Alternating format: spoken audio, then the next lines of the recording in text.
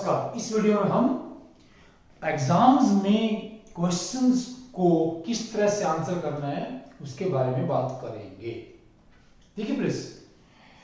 एक क्वेश्चन है, कई बार वो 1 नंबर का है वही क्वेश्चन, कई बार वही 2 का है, कई बार 3 नंबर का है, 4 नंबर का है। ठीक है, अगर कोई भी क्वेश्चन 1 नंबर का है तो उसको कैसे आंसर करना है, अगर वही 2 नंबर का कैसे आंसर करना है, या अगर वही क्वेश्चन 4 नंबर का है, बड़ा क्वेश्चन है, तो उसको कैसे आंसर करना है, उसको हम एक एग्जाम्पल की मदद से यहां पर डिस्कस करने जा रहे हैं। Let's see the question. Out of, हमारे पास ये 2 कंपाउंड है, out of CH3NH2 and C6H5NH2, ये हमारे पास क्या है भाई, ये मिथाइल अमीन है, मिथाइल अमीन कह लीजिए, ये हमारे पास क्या एनिलीन है। Out of these 2 compounds, out of CH3NH2 and C6H5NH2, which one is stronger base and why? ठीक है, इसमें क्या है, which one is stronger base and why? अभी पहली बात क्या है, ये 1 नंबर का क्वेश्चन है भाई, हमने इसको आंसर करना है, 1 नंबर का क्वेश्चन है।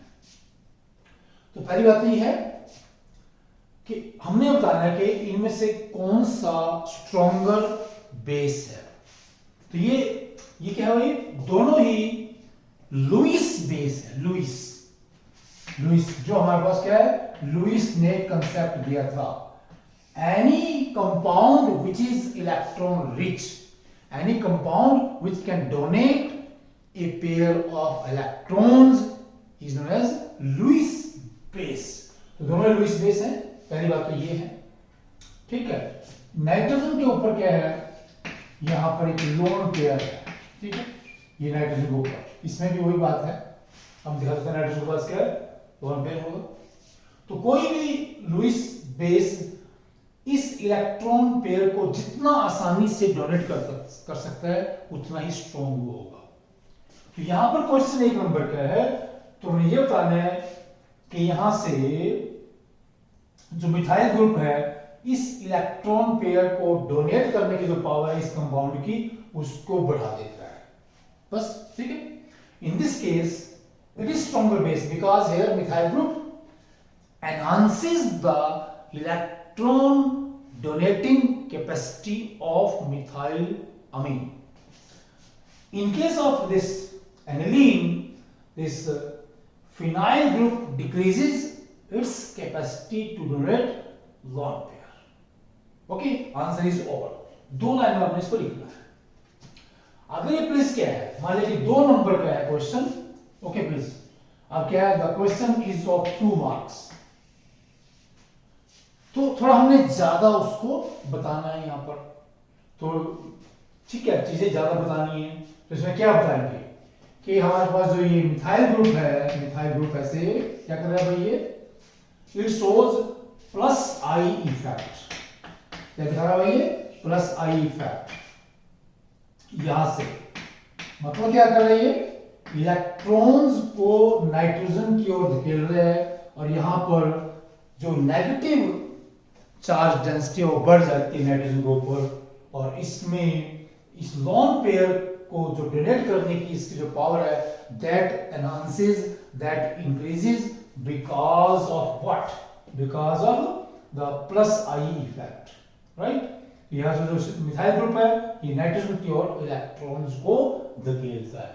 But here in aniline what is there, तो एनिलीन में क्या है भाई, ये है कि रेजोनेंस इफेक्ट की वजह से, बिकॉज ऑफ रेजोनेंस इफेक्ट, हम दिखाना है ये पूरा बताएंगे आप इसमें कि रेजोनेंस इफेक्ट की वजह से यहां पर क्या है, नाइट्रोजन के ऊपर ये जो लोन पेयर है, ठीक है, इसको बेंजीन रिंग शेयर कर लेता है, या ये कह लीजिए यहां पर नाइट्रोजन के ऊपर ये लोन पेयर पूरी तरह से अवेलेबल नहीं है।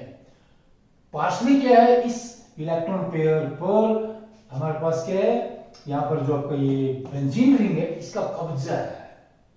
Benzene ring shares the lone pair partially and this lone pair is not easily available. That is why it is very weak or poor base as compared to your this compound ethanamine जो हमारे पास है ये, ठीक है, sorry methenamine, क्या है तो ये मिथेनामाइन या मिथाइल, जो मिथाइल एमाइन है ये हमारे पास क्या है, स्ट्रॉन्गर है, ये पुअर है। तो यहाँ से क्या है, प्लस आई इफेक्ट की वजह से इसकी इलेक्ट्रॉन पेयर डोनेशन की कैपेसिटी बढ़ जाती है और इसका क्या रेजोनेंस इफेक्ट की वजह से जो बेंजीन रिंग है इस पेयर को शेयर कर लेता है, ओके, और ये पेयर इजीली अवेलेबल नहीं है, ठीक है, या उतना अवेलेबल नहीं है, इसका कब्जा है किसका, हमारे पास बेंजीन रिंग का इसके ऊपर। तो 2 नंबर में ही आएगा, थोड़ा ज्यादा हो गया। अब मान लेते हैं कि यही क्वेश्चन आपको क्या है प्लीज, अब 4 नंबर का क्वेश्चन है ये, ठीक है, क्या करेंगे, out of CH3NH2 and C6H5NH2 which one is stronger base, why, explain। और उसमें लिखा है कि ये 4 नंबर का क्वेश्चन है भाई, क्या है भाई, 4 नंबर का, 4 मार्क्स का है। तो 4 मार्क्स लेने के लिए कैसे आप इस क्वेश्चन को लिखेंगे, राइट, कैसे लिखेंगे, तो पहले क्या कहेंगे, कोई बात जो जुड़ी बात तो कहेंगे कि ये दोनों क्या है, लुईस बेस है, क्योंकि इनके पास इलेक्ट्रॉन पेयर है डोनेट करने के लिए। किसी भी लुईस बेस की जो बेसिटी है, उसकी जो स्ट्रेंथ है बेस की, वो लोन पेयर की डोनेट करने की उसकी कैपेसिटी पे निर्भर करती है। जितना ज्यादा आसानी से वो लोन पेयर डोनेट कर सकता है या लोन पेयर को डोनेट करने की उसकी जो टेंडेंसी जितनी ज्यादा होगी उतना स्ट्रॉन्ग वो लुईस बेस होगा। अगर वो टेंडेंसी घटती है किसी वजह से तो वो क्या है, पुअर लुईस बेस बन जाता है। तो ये हम यहां पर करेंगे कि देखिए हम दोबारा लिख सकते हैं कि ये क्या है, CH3 क्या करना भाई, ये यहां पर देख लीजिए NH2 कि यहां से ये इस इलेक्ट्रॉन पेयर नाइट्रोजन के ऊपर जो इलेक्ट्रॉन पेयर है इसको क्या है, एनहांस कर देता है यहां पर नेगेटिव चार्ज डेंसिटी को, या नाइट्रोजन की इलेक्ट्रॉन पेयर को डोनेट करने की कैपेसिटी को, पावर को ये बढ़ा देता है। कौन, मिथाइल ग्रुप, बिकॉज ऑफ इस प्लस इंडक्टिव इफेक्ट, क्योंकि ये मिथाइल नाइट्रोजन की ओर इलेक्ट्रॉन्स को धकेलता है यहां से, ओके। नंबर 2 कि ये बहुत यहां पर क्या है, छोटा है हमारे पास methyl group. Methyl group is a very tiny group और इस लोन पेयर को लेने के लिए जो भी कौन आएगा, कोई भी एसिड आएगा, ठीक है, या H पॉजिटिव आएगा, वो आसानी से इसको अप्रोच कर सकते हैं और डोनेशन क्या है, आसान हो जाता है। और इलेक्ट्रॉन पेयर डोनेशन जितना आसान होगा बेस उतना ही स्ट्रॉन्ग होगा। लेकिन अब देखिए प्लीज, आइए किसमें, एनिलीन के अंदर। अब यहां पर क्या है, यहां पर कि ये जो रिंग है बेंजीन रिंग रेजोनेंस दिखाता है, यहां पर देख लीजिए प्लीज, NH2 और यहां से आपका लोन पेयर है, ठीक है, ऐसे दिखाएंगे इसको, ये स्ट्रक्चर है, ये यहां पे आएगा कौन, लोन पेयर, और आपका ये बॉन्ड पर यहां आ जाएगा and we get this resonating structures. ये दूसरे वाली बन जाएगी यहां पर इसकी स्ट्रक्चर। यहां पर आ गई आपका लोन पेयर, ठीक है, यहां पर हो गया ये NH2, राइट, ये हो गया पॉजिटिव, ओके, नेगेटिव चार्ज यहां पर आ गया और ये बॉन्ड है ऐसे, ठीक है, ठीक। अब यहां पर क्या है, ये लोन पेयर यहां आ जाएगा और बॉन्ड पेयर यहां आ जाएगा, ये स्ट्रक्चर बन जाएगी यहां पर ऐसे करके, nitrogen and NH2 positive, right. फिर क्या होगा, तीसरी स्ट्रक्चर बनेगी यहां से। तो ये हमारे पास क्या है, पहली है भाई, दूसरी है, तीसरी है, चौथी में क्या होगा, ये आपका यहाँ पर लोन पेयर यहाँ आएगा और ये बॉन्ड पेयर यहाँ आ जाएगा, ओके। ये बनाते हैं इसको यहाँ पर, ठीक है, ऐसे करके, okay please, very important, very important, okay. यहाँ पर आपका ये डबल बॉन्ड ये आ गया, ये सिंगल बॉन्ड यहाँ पर, double bond NH2, double bond NH2 plus charge minus charge यहाँ पर है, ये 4 बन जाता है और 5 भी बना देते हैं यहाँ पर। 5 में क्या होगा, वही आपका ये सिंपल हो जाएगा। तो 5 में 5 कैसे बनेगा भाई इसका दिखा दीजिए। यहाँ पर आ जाएगा आपका, और ये आपका फिर यही पर आ जाता है कि ये जो लोन पेयर है बॉन्ड पेयर बन जाएगा यहाँ पर, और ये जो बॉन्ड पेयर है यहाँ पर क्या है इसके ऊपर आ जाएगा दोबारा पर, और लोन पेयर बन जाता है नाइट्रोजन में आके NH2। ऐसे फिर क्या होगा, ये इसके ऊपर अभी लोन पेयर है और ये बॉन्ड की पोजीशन बदल जाती है, तो ये बन जाता है फिफ्थ होगा प्लीज। देखिए it is very very important please कि यहां से देखिए, जहां तक इसकी बेस की जो ये लोन पेयर की बात है, स्ट्रक्चर 1 और 5 से कोई फर्क नहीं पड़ेगा, ये लोन पेयर यहीं पर है, नाइट्रोजन के ऊपर है, ठीक है, इससे फर्क नहीं पड़ता है। ये तो एक ही तरह से इसका कोई ज्यादा बराबर कोई इसकी ज्यादा कोई अलग अहमियत नहीं है, अलग इंपॉर्टेंस नहीं है 5 की, ठीक है। यहाँ पर लोन पेयर है, यहाँ पर भी लोन पेयर है, लेकिन जो स्ट्रक्चर दूसरी, तीसरी और चौथी है, कौन सी है? The resonating structures number 2, 3, 4 क्या करती हैं? देख इनमें क्या हो रहा है कि जो आपका नाइट्रोजन है उसके पास इलेक्ट्रॉन डेफिशिएंसी क्रिएट हो गई, पॉजिटिव चार्ज है, इलेक्ट्रॉन है ही नहीं। देखिए positive charge positive charge positive charge, और नेगेटिव चार्ज कहां से लगे वो? यहां पर बेंजीन रिंग में यहां पर आ रहा है, फिर ये यहां पर आ रहा है पैरा पोजीशन पर, पहले मेटा पे, फिर इधर मेटा पे आ गया ऐसे।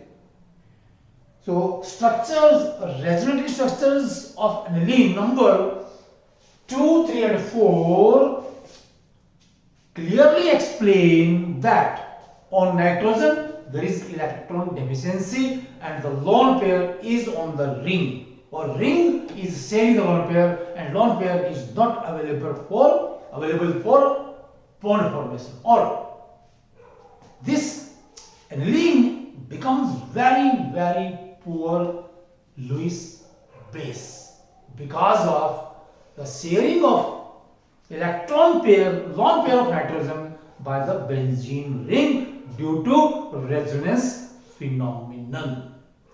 तो इतना ज्यादा, और क्या है तीसरी जो बात कर रहे थे, एक और बात यहाँ देख लीजिए कि ये बड़ा ग्रुप है यहाँ पर, कौन सा?